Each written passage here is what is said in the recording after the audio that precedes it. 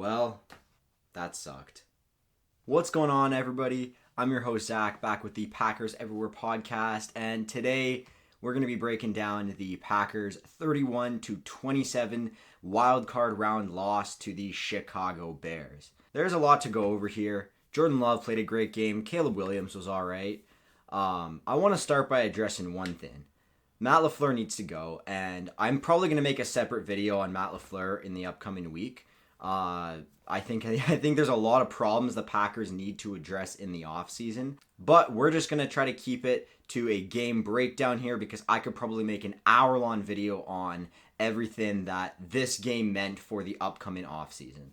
Now, the Green Bay Packers held a 21-3 lead at halftime, a 21-6 or 9, I think it was 21-6 lead going into the fourth quarter. It was a 15-point lead going into the fourth quarter, and they managed to allow 25 points allowed in that quarter and lose 31-27.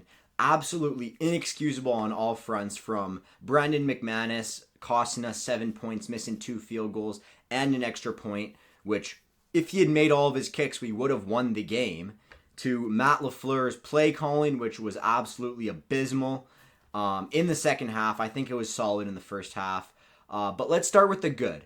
Matthew Golden looked amazing. Jordan Love looked amazing. It's almost like we should throw the ball to the guy we drafted in the first round for the first time. We drafted a receiver in the first round in like 20 years or whatever it was. And I just don't understand why we haven't used Golden like this more often, because he proved exactly how talented he is and just exactly why we drafted him where we did. Now, Christian Watson was also great, and the entire receiving core was honestly solid except for a couple drops, which I don't think they cost us the game whatsoever.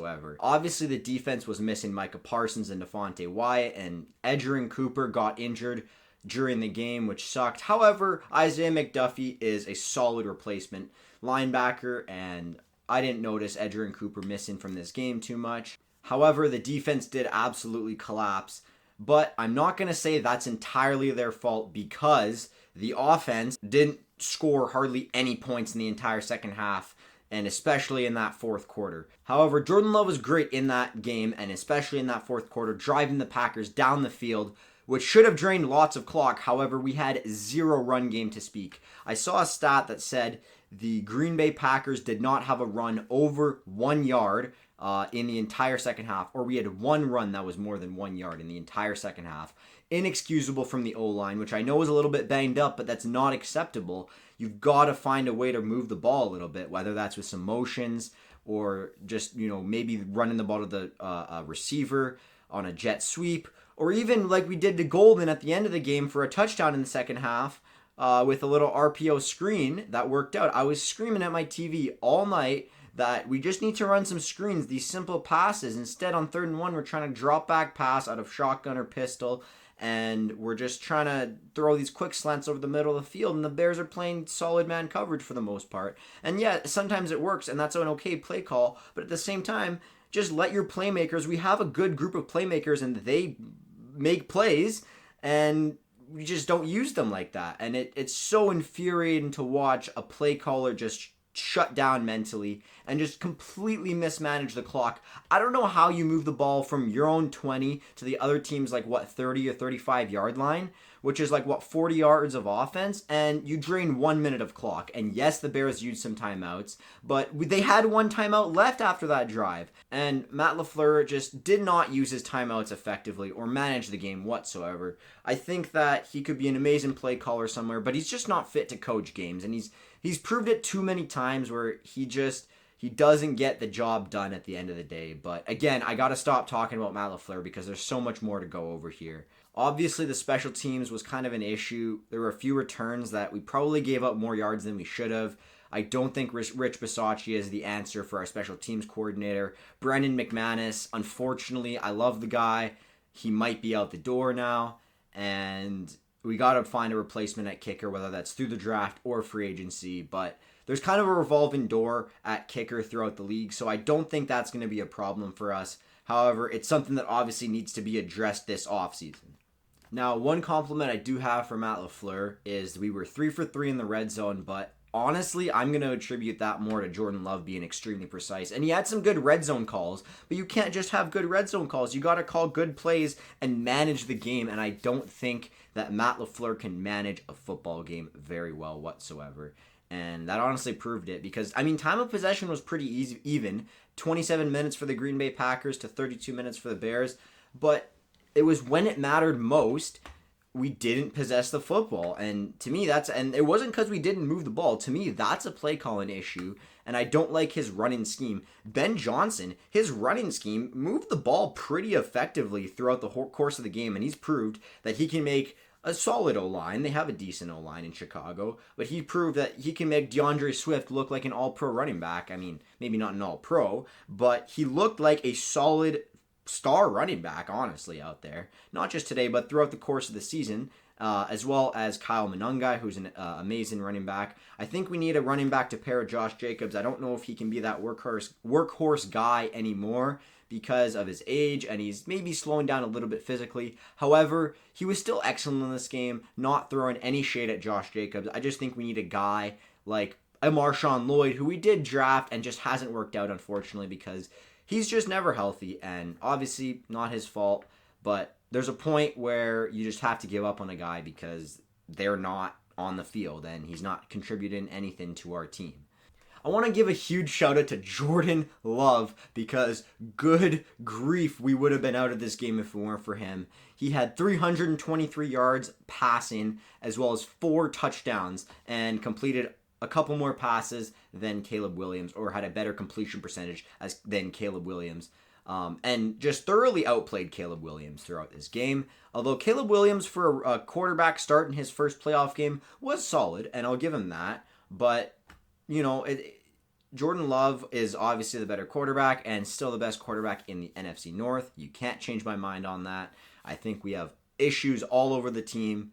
And obviously the injury sucked. I don't think they're a great excuse for why we lost this game because we've proved twice now that we could have beat the Bears. However, we shot ourselves in the foot both times and lost both games to end the year against the Bears. And it comes down to coaching. It's just unacceptable.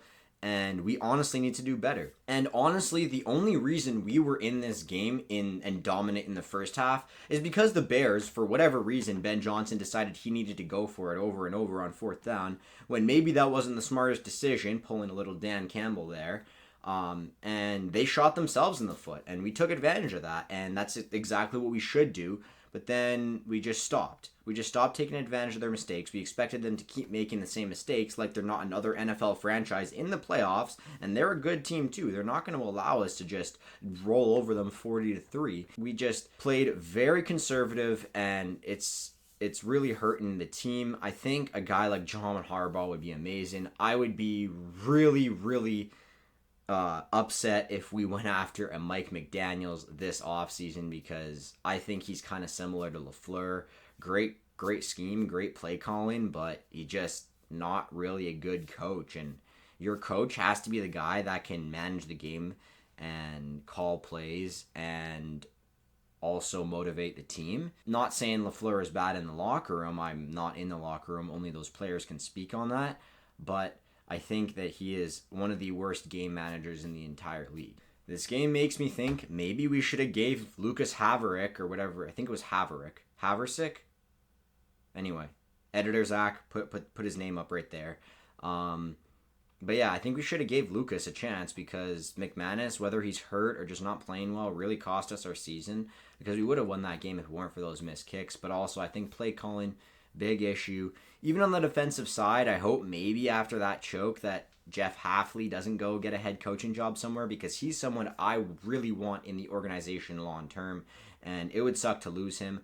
I don't know if he's a guy to be a head coach. Ideally, I think you should have an offensive play caller up in the booth, a defensive play caller up in the booth, and a Dan Campbell type head coach on the field that just manages the game because that's a hard thing to do. I'm not saying it's an easy thing to manage a game, but it's a very important part of the game that I think should have an entire job dedicated to it, and maybe your head coach or somebody else manages the game while the other people can worry about personnel, play calling, and all those other facets of the game that are very, very important as well. So that being said, I'd love Jeff Hafley as our defensive coordinator, maybe even as a head coach, but I'd love to bring in somebody that just takes care of the game so we win the games we are leading in and should win and deserve to win, because we are outplaying a lot of teams. I mean, even the Panthers and the Browns, obviously we should be, but we're just not finishing. I mean, take the Cowboys game, for example.